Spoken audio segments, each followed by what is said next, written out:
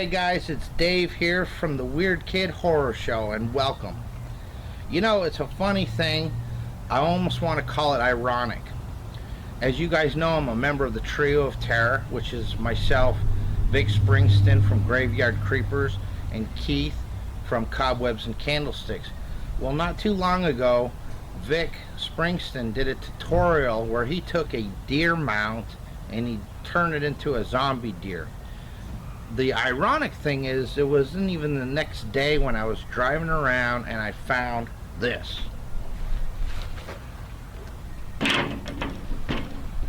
An archery deer target for practice. It came with the horns and everything. Okay, and I just immediately took a picture of it and sent it to Vic, and right away he said, "Zombie deer." Okay, and so I think that's exactly what I'm gonna do. I'm gonna turn this into a mount. This had legs. I still have the front legs, but the back legs are missing, which is why the person probably threw it away. We do have the other horn, but we're gonna do some work on this. So the first thing I'm gonna need to do is I'm gonna need to cut this. And I have no clue what's inside this thing. I have no idea what it's going to look like. I have no clear vision of how I'm going to attach it to a wooden base. But we're going to make this thing up as we go along, okay? So the first thing I'm going to do is cut this down the breast so that we can get it ready for mounting. We're going to want to mount it first so that we can hang it up and work on it. So I'll check back with you here in a second when I do that. Alright guys, so I took a Sawzall and I just cut straight down. It cut real easy. Turns out it's like some kind of, it's not a rigid foam, but it's more firm than say Loctite, or you know, it's got some resistance. So what I went ahead and did, because I'm going to need to have an edge to mount to some wood to make a mount. So what I did was I took my jigsaw and then I cut around the perimeter, and then I went and cut slats. So I went ahead and already started pulling out. So I'm going to create a little cavity in here, okay? And then what I'm going to do is I'm going to take some wood and we're going to make a base or a mount. So I'll show you that when I get ready to do that. But first thing I'm going to do is go ahead and remove all of this.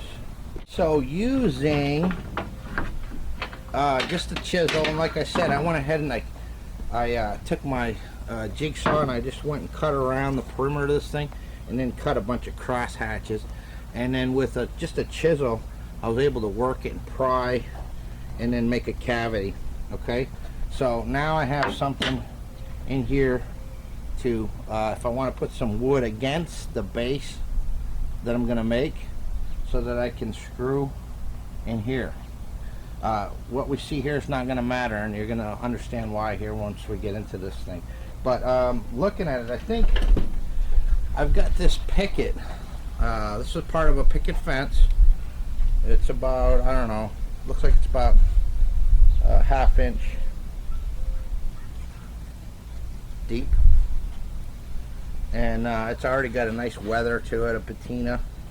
So I think I'm going to go ahead and make a rustic base and then mount this thing onto the base. So we'll check back here once I get that done.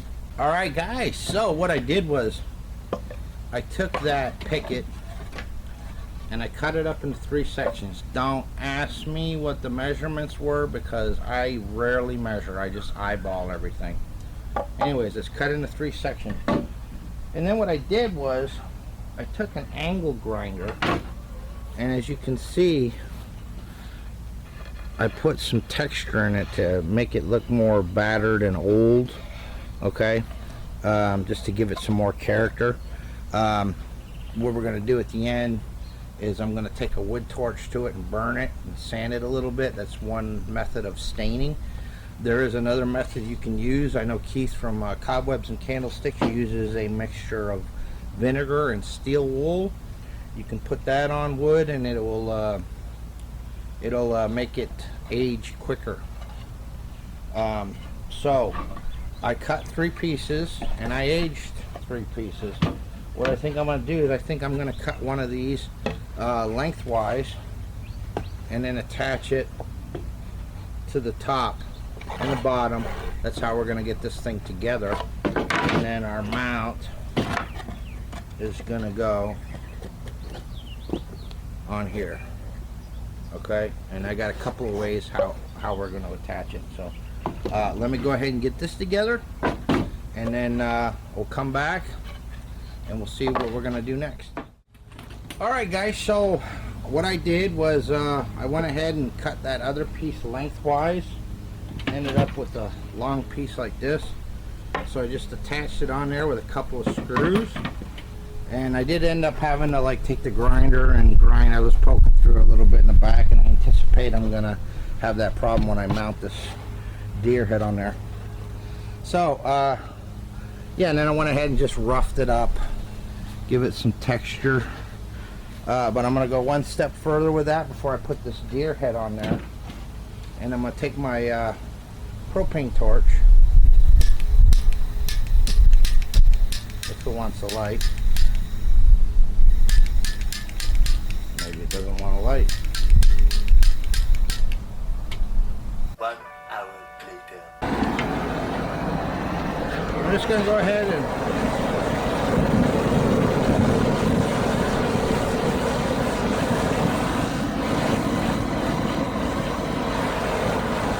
you don't want it to catch on fire. You just want to scorch it.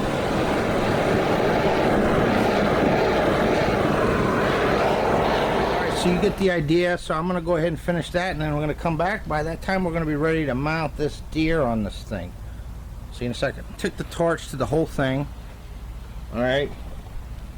Let's just take a little bit of sandpaper and just knock it down a little bit if you want to lighten up in some areas, or if you want to just take care of some slivers, make it a bit smoother. I'm actually quite happy with that. So I'm gonna need to mount some hardware on the back so that I can hang it up. Okay, but right now I'm gonna go ahead and I'm gonna attach this this deer head to this plank, just like that. And what I'm going to actually try to do is I'm going to do 2 things. Because this is foam, I'm going to go ahead and put some glue, but then I'm going to go ahead and add some screws too to just give it some added strength. I anticipate on having to grind them off in the back, so I'm going to go ahead and do that, and then we'll check back here in a second. Alright guys, so I mounted the deer onto the piece of wood, and I decided I'm going to go with wire. I'm going to put some wire in the back to hang it. Alright, so what I did was I put hot glue all around the inside of the deer and pushed it on there and gave it a chance to set. And then I went ahead and put screws all the way around it. And you might be like, oh, well, is that sturdy enough? You tell me. It's not going to go nowhere. And just like any other prop, it'll only take so much abuse, you know. This is made to be hung on the wall and left. It's super light, so there's not a lot of strain. But just in case, I did put more screws down to the bottom, which this is going to take most of the load. One thing I noticed when I finished them is his head's cocked a little bit, but that's okay because this is not going to be a normal deer. We're almost at the point to where the fun begins, and I've got ideas for him. So let's jump into it. Let me get that wire on there, let me get him hung up, and then we're going to go to the fun part. Alright, so he has his wire on the back, he's mounted.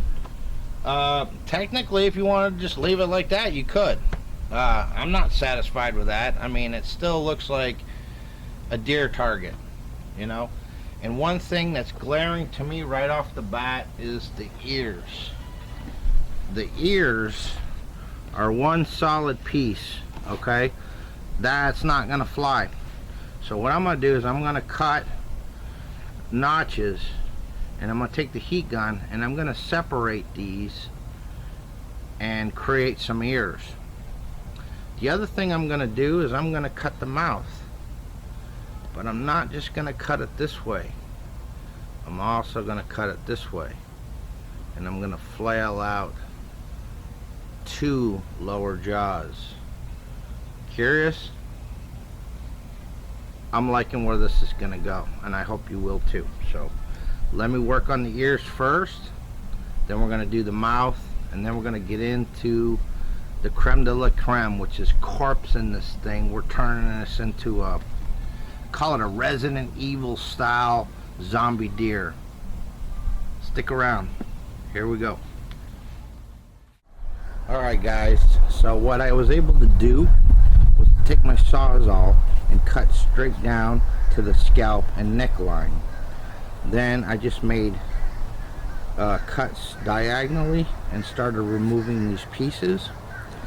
And then I took the heat gun, and then you have to hold it, don't touch it with your hands, it's going to get really hot. You have to apply a lot of heat here on this side, bend it and keep it in a bent position. Once you get the desired position, then you need to hold it in place a little bit until it cools. And then I went ahead and I cut the mouth. Now what I think I'm going to do before I continue is I've got this Dremel tool, okay, and I've got a bit here that can remove a lot of material. And what I'm going to do is I'm going to go inside and create the inside of the mouth. I'm not going to remove any material at the lip. I'm just going to recess all inside the mouth and the top and then the throat a little bit to create a mouth. I'm going to see if I'm able to still do the split jaw, depending on how this works out as I work it, you know. There's not much material here and it is foam, but we're going to see.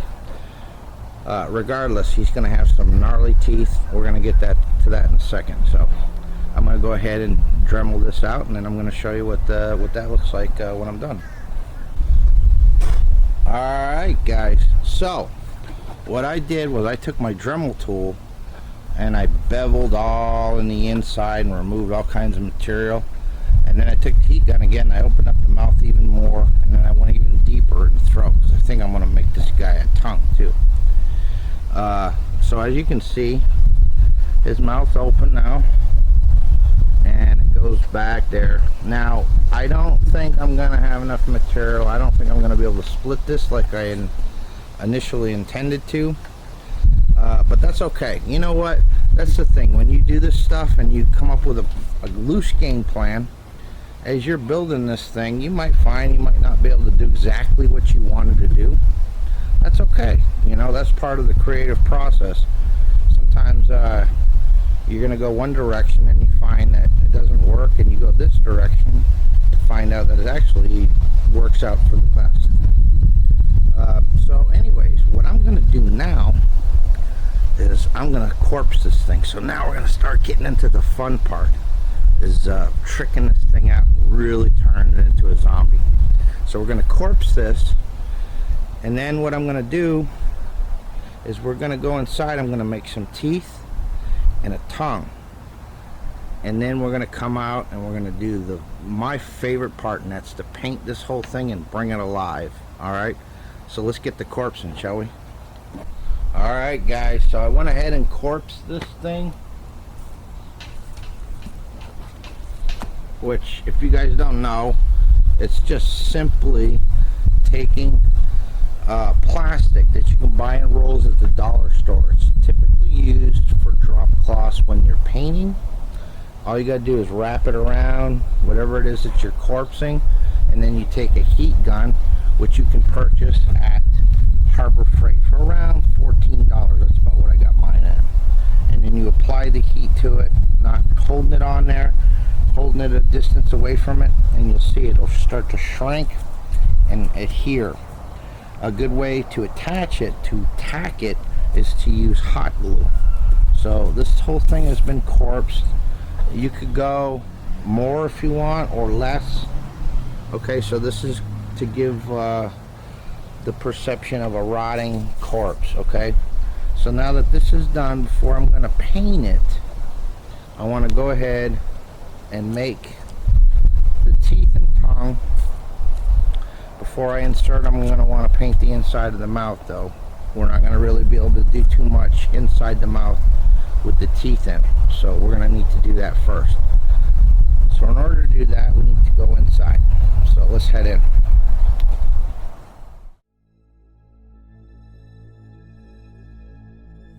Alright, so the first thing that I did was I took some Primo translucent polymer clay. This works the best for teeth. And I pinched off a small amount, rolled it in between my fingers to warm it up, and then rolled it on the table into the shape of a tooth. And I had to do this many times. So with the tongue, I used Sculpting polymer clay. Again, I pinched off a piece and warmed it up by kneading it in my hands. And then I sculpted it into the desired shape of a tongue to my liking. I put in a little fork at the end to make it a split tongue. I wasn't too concerned about precise details. For one, this thing was going to be hidden in the mouth. The teeth were going to be obstructing it. It was going to be painted black, and it was going to be covered in a perma-blood mixture. So I wasn't too worried about precise details. So the last thing I did should have been the first thing that I did. And that was to take each tooth as I made them and place them on a baking tray. I neglected to do that. So I had to meticulously pick up each one and then place it on the baking tray. I then popped it all in the oven at 275 for around 20 minutes, and then removed them and allowed them to cool, and now they were ready to go. Alright guys, so it's day 3. I could have busted this out in a day, but you know, I work 10-hour days, and then I come home and then I try to do as much as I can. I'm happy with the progress.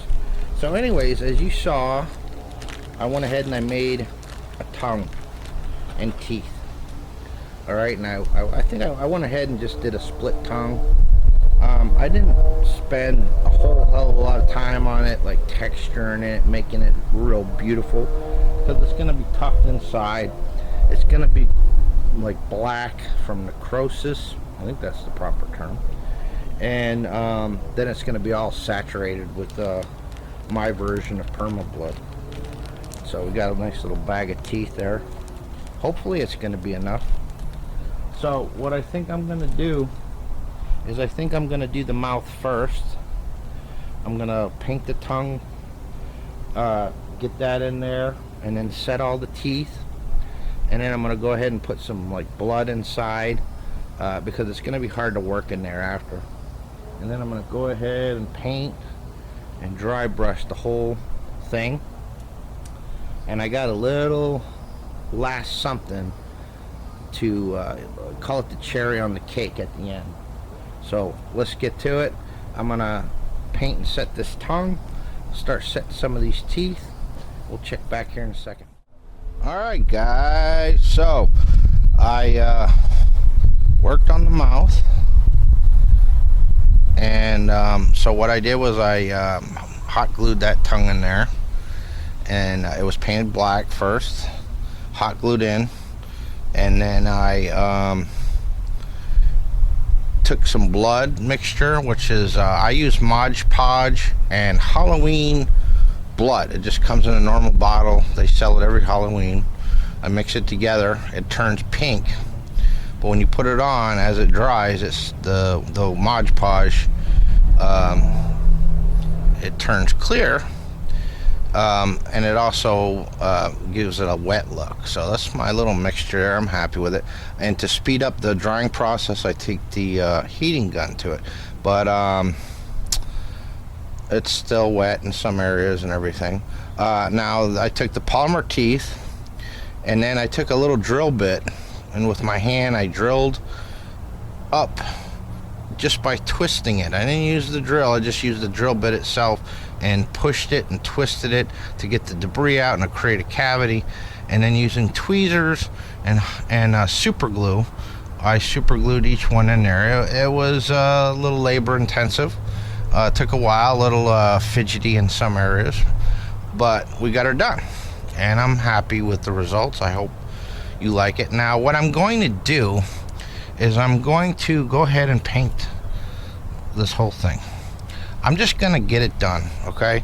I'm going to put a base coat on there, and then I'm gonna start working up my dry brush, and I'm gonna explain to you what the paint scheme finally ends up being. When I show you the final product, I'm going to paint the eyes, and then I'm gonna add a little bit more details here to the mouth. So this is the last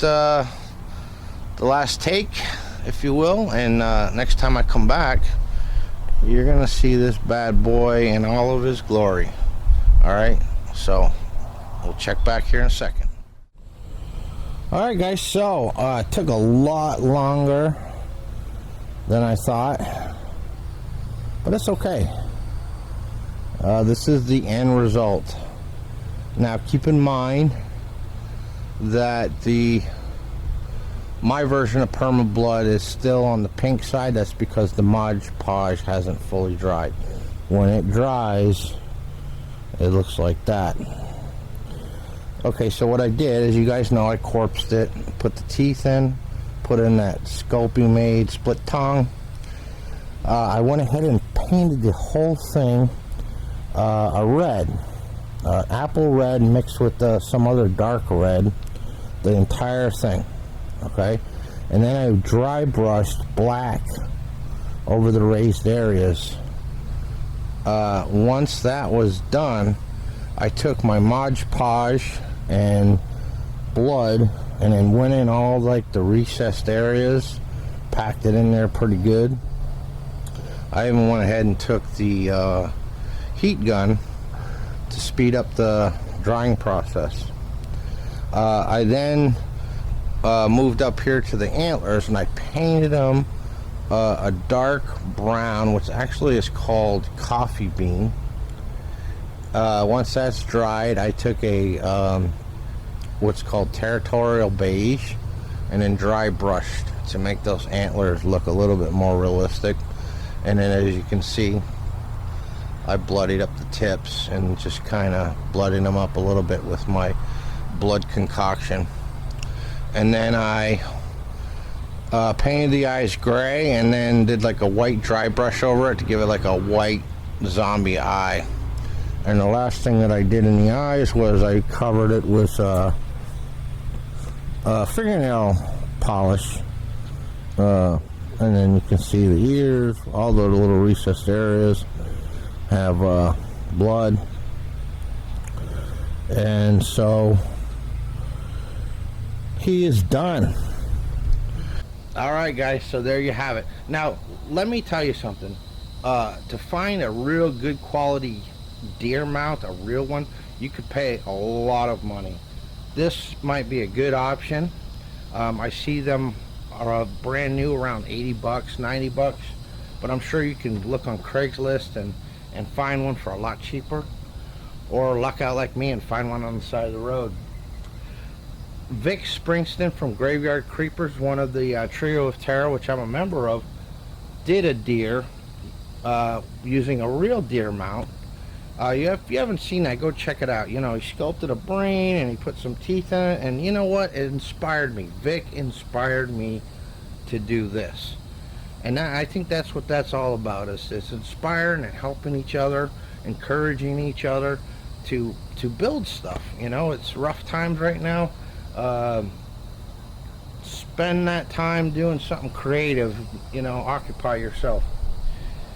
Anyways, I hope you like it.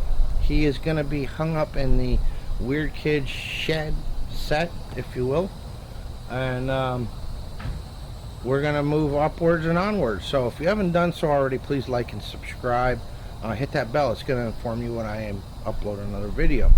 And there's lots to come. I've got so many builds yet to do, and they're coming.